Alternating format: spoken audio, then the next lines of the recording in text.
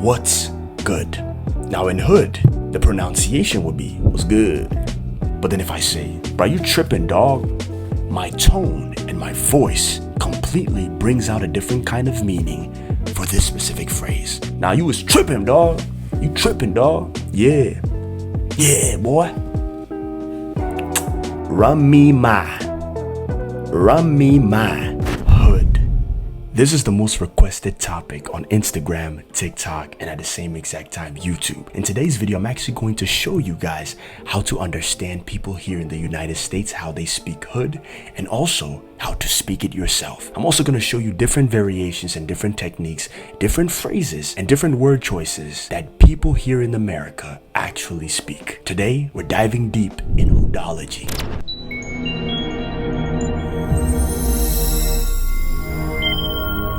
Now before I begin, I want you guys to understand that here in the United States, like I said before in the previous video, we have 50 states. Within those 50 states, there are different variations of English. Today, I'm actually going to show you a specific variation of hood that is within the area where I live. I live in the DMV area. The DMV stands for DC, Maryland, and Virginia. So in DC, Maryland, and Virginia, the slang terms are a little bit different. So for example, if you go into Maryland, cities like Baltimore has a different variation of its hood. When you go to DC itself, DC also has its own variation of hood itself. And at the same time, Virginia also has a different kind of variation of hood. But today I'm actually going to just show you guys the DMV accent in general and show you guys exactly the type of hood that is spoken here in the DMV. Now the thing that I want you guys to understand is that hood is just a sublet from AAVE.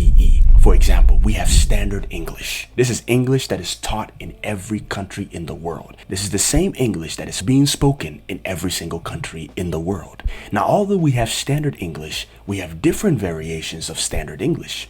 We have American English, and we also have UK English. UK English has its own way of pronouncing words, wherein America also has its own way of pronouncing words as well too. American accent is completely different from the UK accent. Like in my previous video, I gave this illustration where, for example, in America, the word water will be pronounced as water. You see what I'm saying? It's the same thing with hood. Hood is a sublet from AAVE. AAVE, like I said before, stands for African American Vernacular English. And hood is just a dialect that derives directly from AAVE. And so today, I'm going to show you how to speak hood. Let's jump right in. Number 1, hood idioms. The first phrase is run me my fade. Run me my fade. Now this is how you would say it in hood. Run me my fade. Run me my fade. Run me my fade. Now, before I show you exactly how to say it, let me explain the meaning of this specific phrase. The meaning is when someone actually wants to settle conflict or fight. This could be physical fighting. It could also be used in terms of playing a game. Like, let's say if I'm playing a game with my friend and I'm trying to beat him, I would say, yo, hey, bro, run me my fade, man. Run me my fade. Meaning that let's settle this conflict right now in the game. I hope that makes sense. Now, let me show you exactly how you would pronounce this phrase. For the word run, instead of saying run, you will say run, run, like R-U-H, run. Now, me would be run me. Instead of saying me, like M-E, M-I, me. So let's try it again with run. Run, me, run, me, my. Now, my, instead of saying my like my with M-Y, it would be my as in M-A, my, with a little bit of a slanted I at the end. My. Run me my. Run me my. Fade. Instead of saying fade, you would say fade. Fade. Run me my fade. Run me my fade. So you see that? So now if you're saying it really, really fast, it'll be like, hey, bro, run me my fade. Hey, bro, run me my fade. Hey, bro, run me my fade. You see what I just did right there? Practice that. Number 2, on the block. Now, the meaning of this phrase is, it refers to hanging out in a specific area or a specific spot in the neighborhood. Like, hey, bro, we on the block. Meaning that we are at this specific location. Hey, pull up to the block. meaning that come to this specific location. You see what I'm saying? On the block. Now, the way you would pronounce this phrase would be on a block, on a block, on the block. But you barely hear the TH in the word the. So instead of saying on the block, on the block. So it becomes on, block. On a block. We on a block. We on the block. So the TH becomes n. It creates the n sound. On a block. On a block. Try that. Number 3. Throw shade. Throw shade. Now the meaning of this is to make an insult or to make a subtle comment about someone in an indirect way. For example, this is exactly how it would be used in a sentence. She ain't even say it directly to me, bruh. She was low-key throwing shade to me. She ain't even say it directly to me, bruh. She was low-key throwing shade. She throwing shades. You see? Now this is exactly how you would pronounce it. She throwing shades.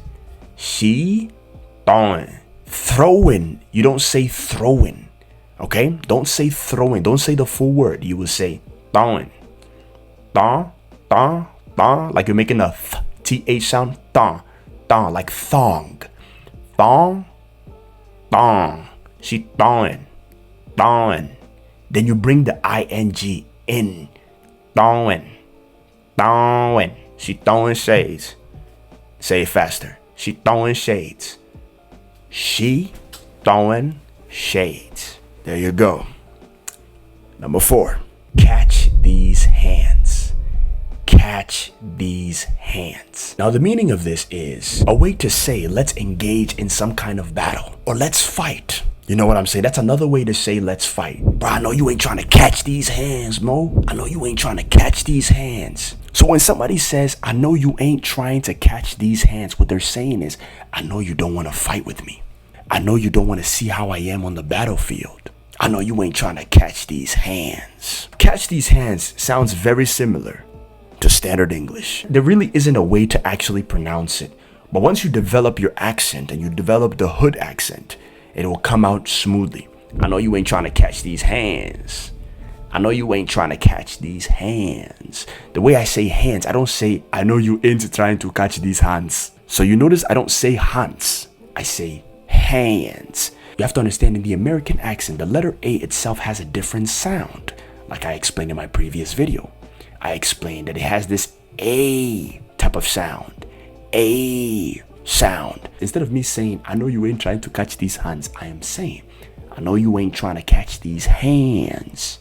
Hands. Now that was the first segment into Hoodology. Now in this specific segment, I'm actually going to talk about double negatives. Let me show you exactly what double negatives are and let me explain exactly what it means. And then I'm going to give you examples of how double negatives are used in various sentences. Double negatives is a grammatical construction where 2 negative words or elements are used in one sentence. In standard English, this would actually result to a positive meaning because the negatives cancel each other out. Now here are some common negative words. No, not, never, none, nothing, nobody, and ain't.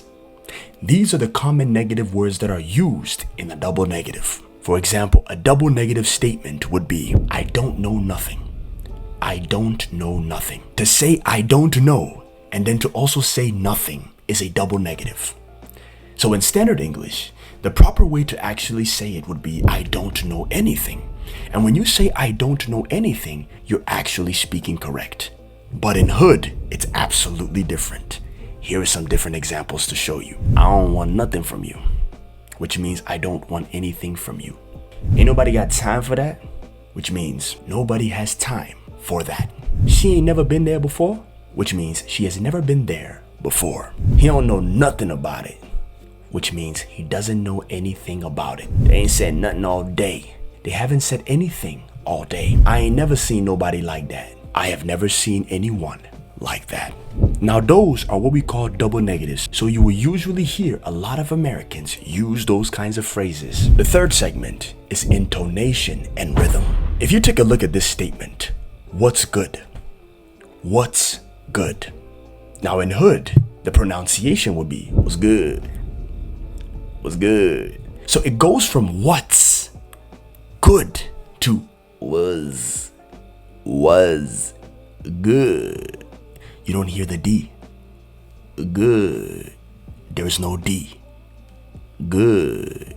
No D. What's good? Hey, what's good, fam? What's good, dog? What's good, bruh? You see? What's good? Now, what's good, on the other hand, can have various meaning. What's good can actually mean something that's positive, like, hey, how you doing, man? What's good? That's one meaning. Another meaning could mean like, what's good? You notice my tone? The moment I say what's good, what am I referring to? Like, are you trying to catch these hands? Do you want to fight? Like, what's up? You see? The same phrase can have various meaning depending on your tone and your pitch. Depending on how high the tone is, or depending on how low the pitch is, it can have various different kinds of meaning. So I could be like, what's good? Which means I'm really angry and I'm trying to fight. Or, what's good, bro? Which means, how you been? What's good? Which means I'm really, really excited and anticipated to see how you are doing. Another example is this specific phrase, I bet. I'd bet. Now, in standard English, it would be pronounced I'd bet. But in Hood, it's I bet. I bet. I bet. Which can have various meanings. Various different kinds of meanings. It could mean let's go. It could mean say less. Say less means no problem. Say no more. I get it. I understand. I bet can actually mean various things.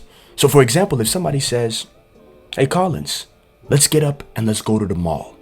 And I say, I bet, meaning, okay bro, I understand what you just said. Let's get up and let's go to the mall. You see, it has various meaning. Even with that same exact statement, it could also mean different things depending on your pitch, your tone, or your rhythm, in terms of how you're basically speaking. So if somebody says, you trying to catch these hands? I bet. Different meaning. That doesn't mean let's get up and let's go to the mall. That means, yeah, I'm ready for what's up. Whatever you got going on, bro, I'm down for it, bro. Yeah, let's go. You see? Different kind of meaning. Another example would be, look at this phrase, you tripping. You tripping. Now, tripping, on the other hand, means if somebody's acting a little bit weird, acting a little bit crazy, out of balance, out of place. That's the meaning of the phrase, you tripping. Now, you tripping can be used in various different kinds of ways. Like, bruh, she's just tripping, bruh. She tripping for no reason, man. Meaning that she's actually tripping for no reason. Like, she's actually acting out of balance for no reason, but it's not that serious. But then if I say, bruh, you tripping, dog, my tone and my voice completely brings out a different kind of meaning for this specific phrase. So it doesn't mean something that's calm or cool. It means like, what's up? You tripping. Now you was tripping, dog. You tripping, dog. Yeah. Yeah, boy. Yeah. You see? Completely different meaning. So I'm going to stop it right here. I hope you guys really learned something completely different today. If you guys want to learn more about Hood and dive deep into it, go ahead and comment down part 2 for this, and I'll be sure to make some more. Comment down your favorite. Tell me exactly what you like about Hood. Tell me exactly what you want to learn about Hood. Give me more details so I can put together more different videos for you guys. That way you guys can actually learn. I'm also in the process of actually working on an actual course that will teach you American English in greater detail. Now, this is going to be separate from my YouTube videos. It's going to be something that's even more in depth. I'm looking forward to launching it before the ending of this year. So definitely stay tuned. And if you're definitely interested for the course, it's not necessarily going to be free. It's also going to be very affordable that everybody can purchase. So, you guys have to really be able to support me so I can be able to put more videos like this out there for you guys. So I want to say thank you. Thank you so much for watching. Be sure to hit that subscribe button. Hit that bell. You know what I'm saying? So that every time I drop another video, you will not miss this. Stay tuned. Stay blessed. Thank you.